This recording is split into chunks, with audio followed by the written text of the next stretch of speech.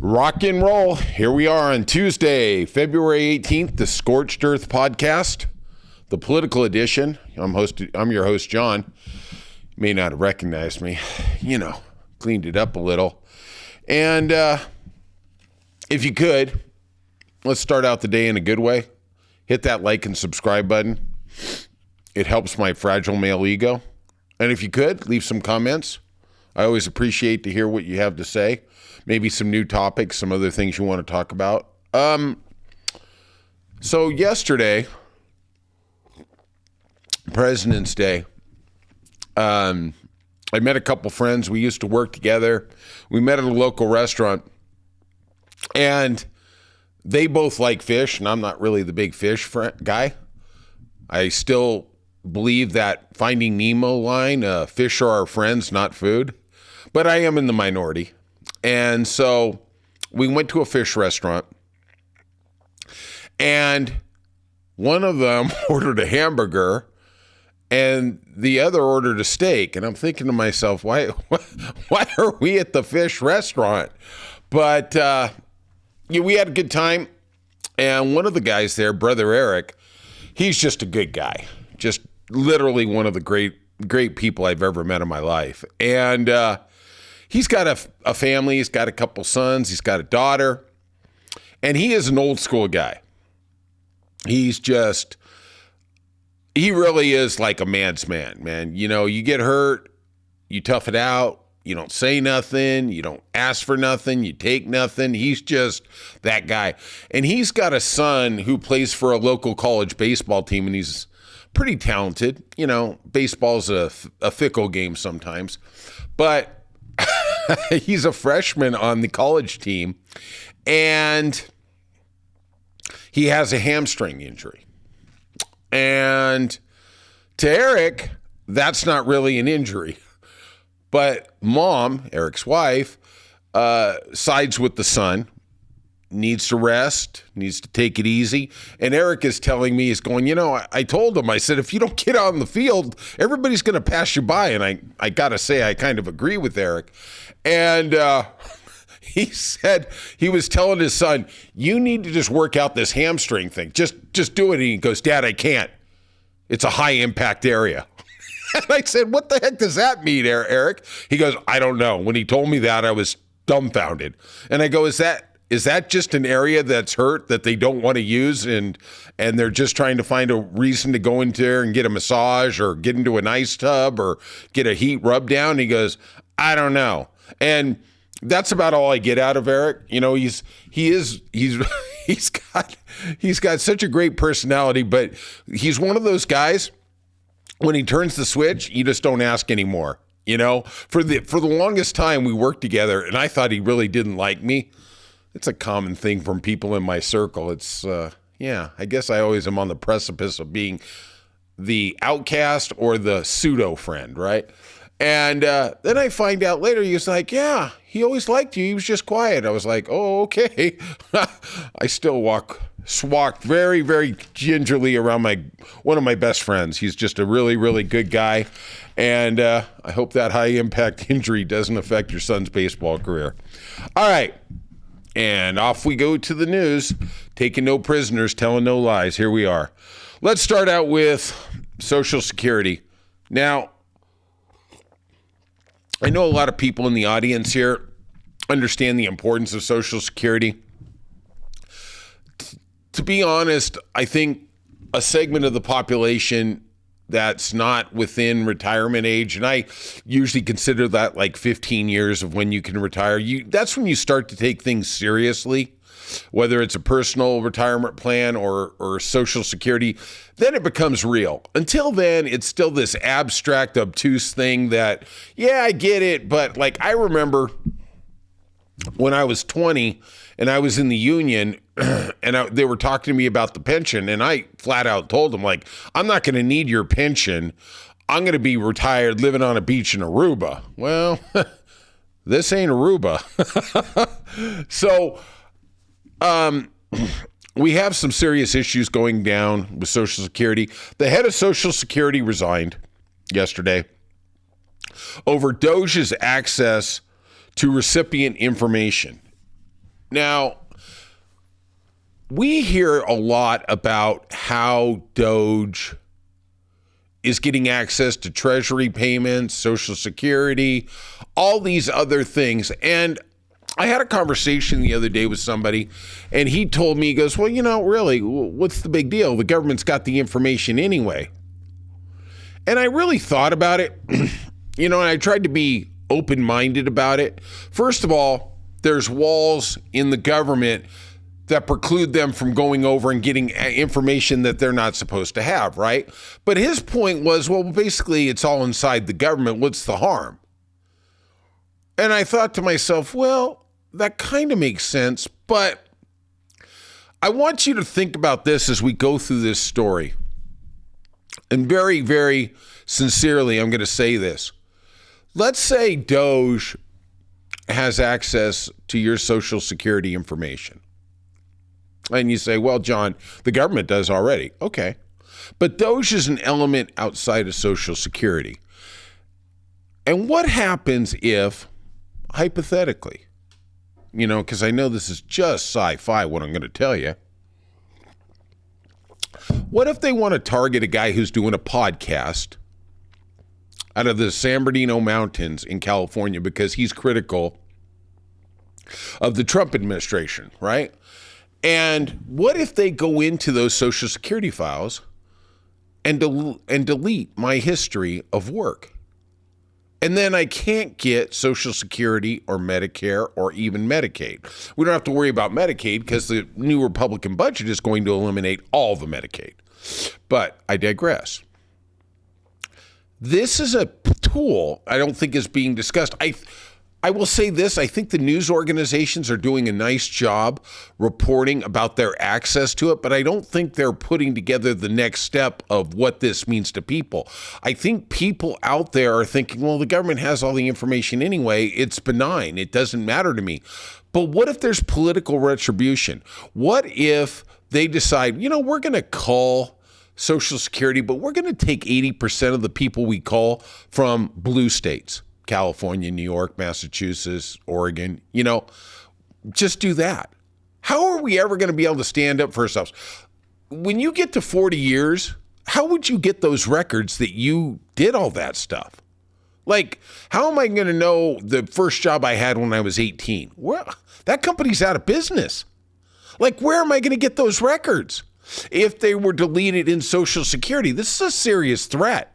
Because in the back of our mind, the reason we do pay our taxes, the reason we do pay our Social Security taxes is because of the innate belief in the government, the thing they want you to distrust. But we at our core want to believe that when we get there, we're going to get what we're entitled to.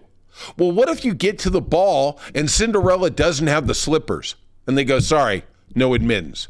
Kind of like they had with the DOE. The members of Congress had a meeting with the acting secretary of the DOE, the Department of Education, this weekend, and they were locked out. Sorry. Even though you got a meeting, you still can't come in. Like, wow. So let's go down this. Michelle King, who was the head of Social Security for more than 30 years, stepped down after she refused to provide Doge staffers at Social Security Administration, SSA, with sensitive info. Okay, she sees the threat here. She's not just stepping down because she wants to go hang out in the Bahamas. She sees this as a real threat. And this is her way to bring attention to it. And I'm going to tell you something. This lady is a patriot. Okay? I know a lot of people say anybody who opposes Trump is a patriot. This lady is. She's fighting for me and you. And there's going to be a day, I hope we all make it there. God bless. Some of our brothers and sisters don't make it that long. But let me tell you something. Our backstop is Social Security. This lady is looking out because she sees an imminent threat to this program that's been around for almost 100 years. Okay, 80, closer to 80. Okay, but so the White House replaced her with Leland Dudek, who's currently at SSA. The White House statement was President Trump has nominated Frank Pensiono to lead the SSA, and we expect him to be swiftly confirmed. Well, I mean, if you can get Kash Patel, Tulsi Gabbard, Pig, Hegseth, confirmed.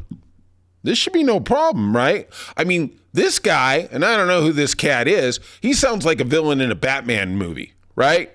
Yeah, well, they all are. Tulsi Gabbard, there's Poison Ivy. Kash Patel, there's Half-Face. Pig Hegseth. Oh, that's the Penguin. Penguin Hegseth. I'm going to have to give that some thought tomorrow. Doge is accused. The Treasury has accessed the Treasury payment system and is attempting to access IRS databases. That should go really well.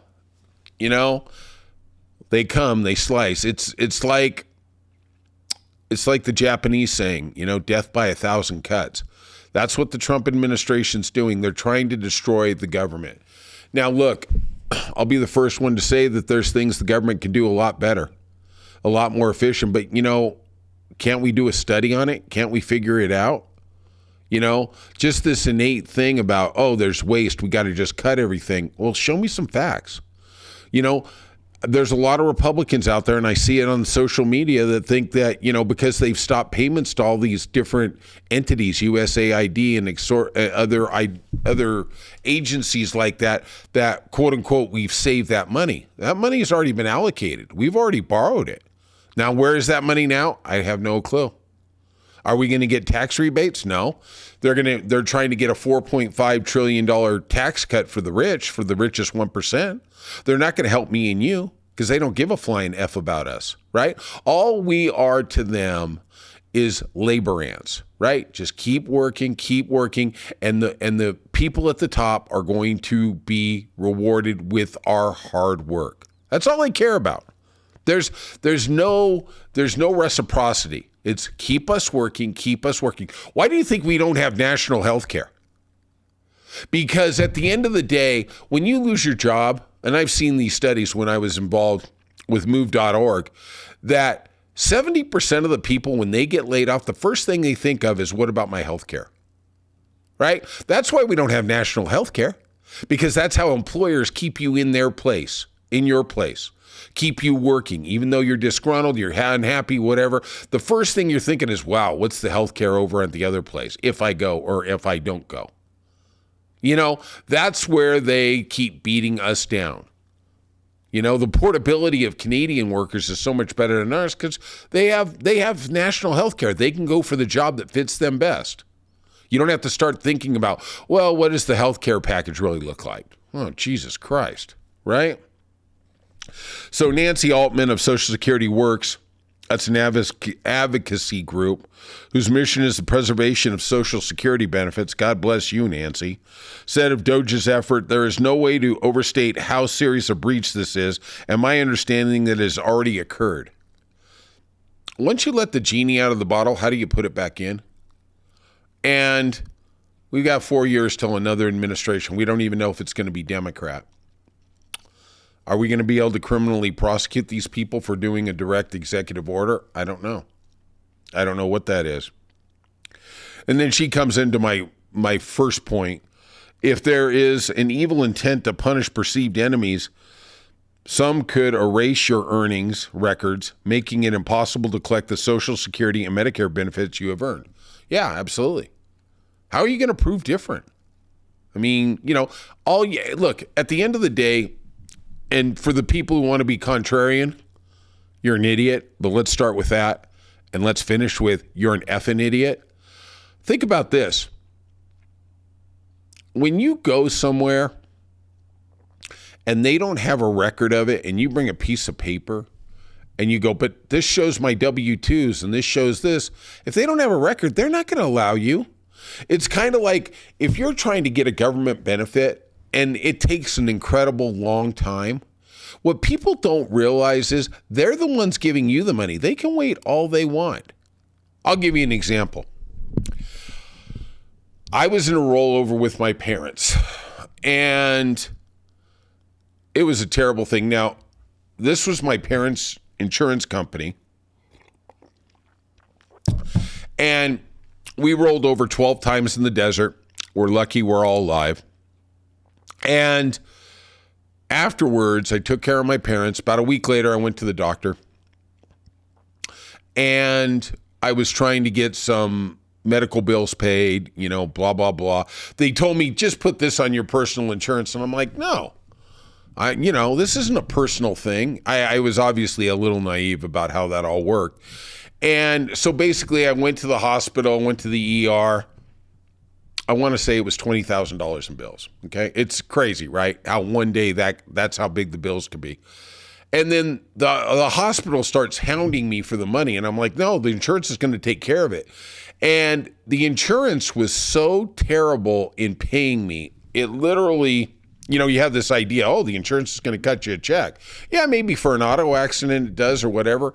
But if you're in a vehicle and you get injured, my experience was it was a laborious process, right? So literally I've got the hospital and all the assorted entities. Enemies really is apropos. And they were crawling up my butt for 6 months. I mean, I was getting like 2 calls a day. Pay this bill, you're 30 days past. And then I would try and talk to the insurance company, and they were just obstinate. They had the money, they weren't going to give it to me. And you find out quickly when something has money, they don't have to pay you. What are you going to do? And then I finally got to the point where I mentioned to my parents, I might have to get a lawyer. Well, my parents, God bless them, I love them. Love is pain. They told the insurance agent, and she told the insurance company. And then the next time I called, they said, well, we've been told that you're going to get legal representation. We are no longer going to talk to you. Click. And I was like, wow. Took like 4 months later, instead of 20 grand, they gave me 12 grand. I had to negotiate with the hospital.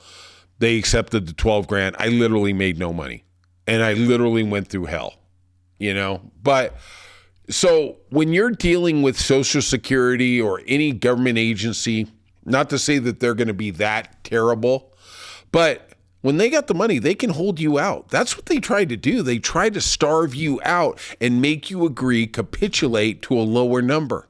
That's how they negotiate. That's how they cost save. That's how they do that to you. And believe me, they do it to you all. And if you really think what I'm talking about is fantasy, man, I dig it. I applaud you, because that means you've never been in their sights. You've never been in the sights of the barrel. And let me tell you, when you're in the sights of the barrel of big media, big corporations, you are DOA like JFK. All right. Taking no prisoners, telling no lies. All right, let's go on to the Ukraine. It's going to be in the news. We're having peace talks in Saudi Arabia. Of course, we are having peace talks with Russia. Ukraine's not involved. Europe's not involved. It's on their continent. It's the country that was invaded. Don't see any reason why we need to get there. Now, I did pick up this little tidbit. The president, this is according to insiders, this is coming out of the BBC, and it makes total sense, wants to end the war quickly so it'll enable him to win a Nobel Peace Prize this year. He is the most jealous human being in the world of Barack Obama. He loathes Barack Obama because Barack Obama has the things he will never have: a brain, a heart, and a soul.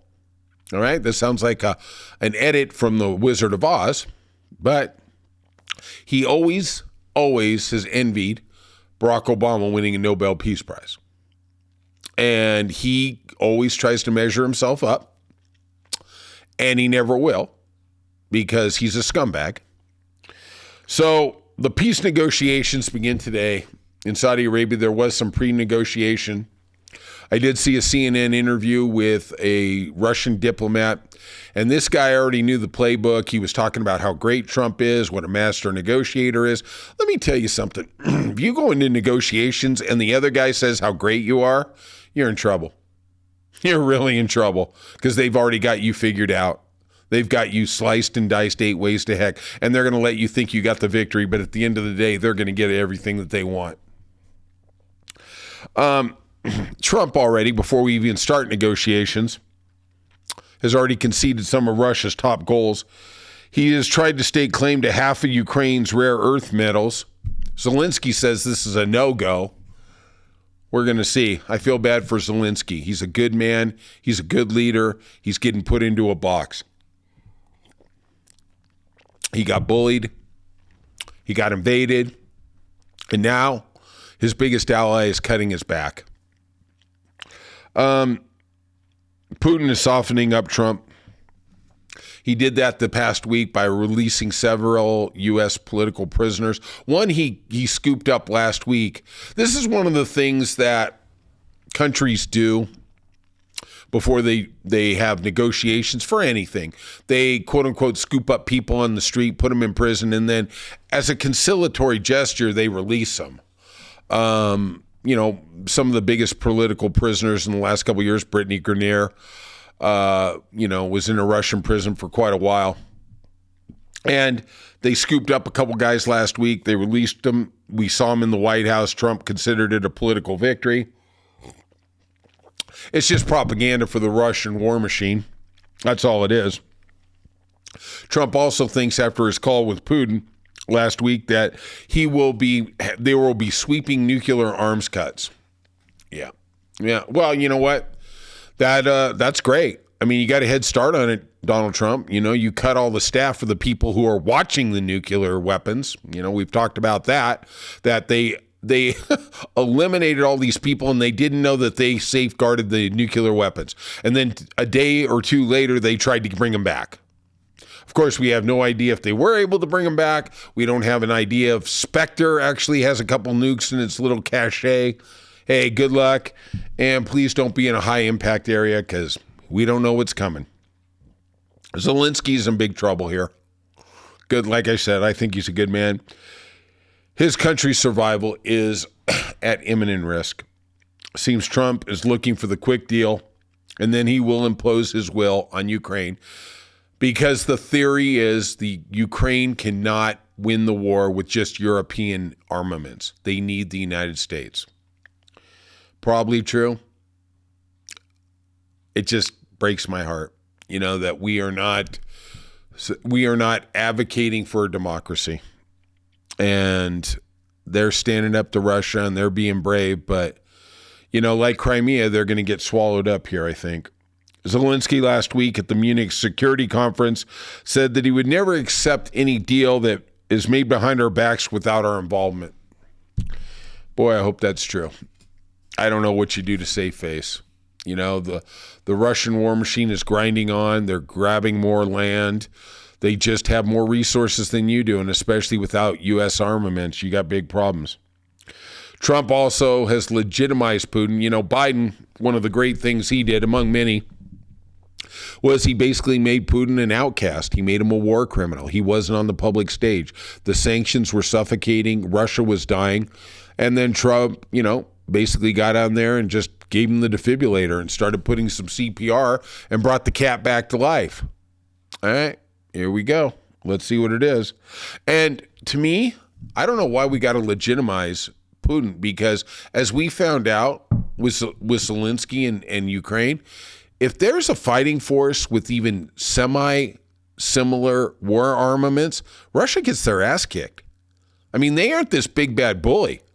They're like Mike Tyson when he went in to fight Buster Douglas. Okay, you throw a couple punches, but when I throw him back, you're going to get in the corner in the fetal position. And I'm glad we're letting him out of the news, right? Zelensky also said the old days are over when America supported Europe because it was the right thing to do.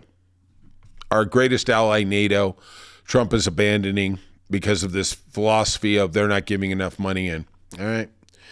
I mean, why keep beating on it? It is the security apparatus for our biggest trade partner, the European continent. It's all interwoven. It really is. I mean, why do you think the dollar is so accepted? It's because we have military bases everywhere. You sit there and say, well, why do we have a base in Germany and Korea and all these other places? Because when we do that, their country recognizes our dollar as not maybe the official currency of the country, but it's widely accepted. Like my little brother went to Europe last year, and he says, man, they want the dollar more than they want the euro. And the reason is because the stability, and it's accepted by all their governments. Now, if we become more isolationist, the Chinese form of money, yuan, the yen, are going to be the most accepted thing in the world. And then we're going to take another step back economically. But, that'll be another thing for another podcast. Trump wants Russia admitted back into the group of 8. They've been thrown out when they invaded Ukraine. And you sit there and say, well, what does the group of 8 really bring? And it's basically the 8 most powerful nations on earth get to meet in conferences, PR, whatever. They are on the world stage. Basically, this is where you separate yourself from the haves from the have-nots, right? You get England, France, Germany, you get China, you get the U.S. If you're not in that group of 8, it tells me you're nothing. You're nothing. And Putin hasn't been in there since 2021. Okay? They got, because of the Ukraine invasion. Thank God for Joe Biden. Unfortunately, Trump's going to undo all his good work.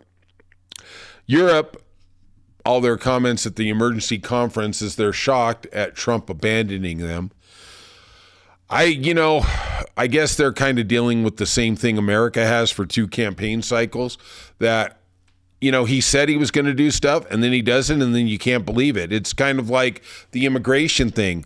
All these immigrants who voted for Trump thought, well, he's not going to come after me because I'm not a criminal.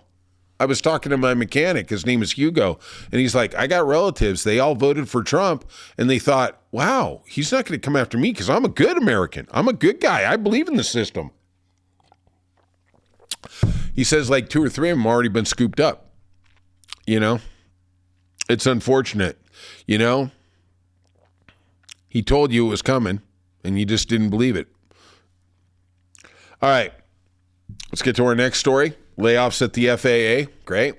I don't know if you happen to see that upside down plane in Toronto, flew out of Detroit, went to Canada. Now, officially, we can't be blamed for it because it landed upside down in Toronto.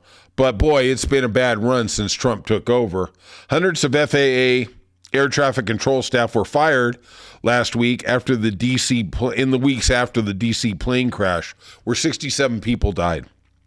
Impacted workers in the mass layoffs last Friday were targeted in late night emails notifying them that they had been fired. They include FAA radar techs, landing and navigational aid maintenance, and the firings come on the heels of actual shortages for control tower personnel. We had an accident. We had a tragedy, and Trump wouldn't even, go the 5 miles to go commemorate the people who died. Yeah, well, what do you even do? Go swimming? And the MAGAs just thought it was so funny and so giggling. I wonder if they were members or family of the 67 people and the president wouldn't even commemorate them. Barack Obama did, 2013. I guess class is class. Hey, he's got to stay in that White House, got to get that Nobel Peace Prize, right?